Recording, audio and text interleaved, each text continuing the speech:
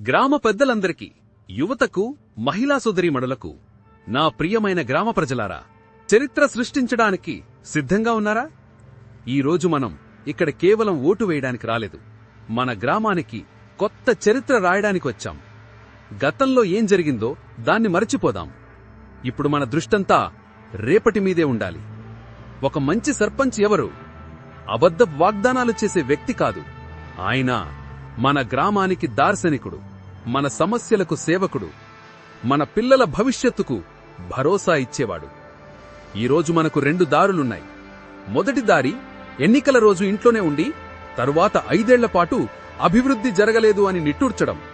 రెండవ దారి పోలింగ్ బూత్కి వెళ్లి నిలబడి గర్వంగా మన ఓటు హక్కును వినియోగించి మార్పుకు మొదటి అడుగు వేయడం. మనం ఎంచుకునేది రెండవ దారే కదా?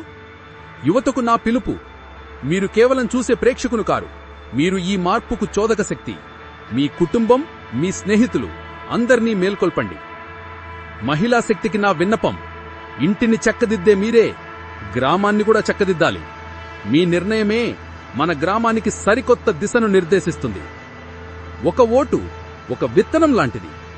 ఈరోజు మనం నాటే విత్తనం రేపు మనకు మంచి నీరు, మంచి విద్య, మంచి ఆరోగ్యం అనే పండ్లను అందిస్తుంది.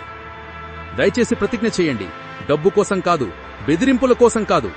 మన గ్రామానికి నిజమైన నాయకుణ్ణి ఎన్నుకునే వరకు మనమందరం పోరాడదాం. ఇప్పుడే బయలుదేరండి. పోలింగ్ కేంద్రం వైపు నడవండి. మేలు చేసిన శక్తిగా నిలబడండి.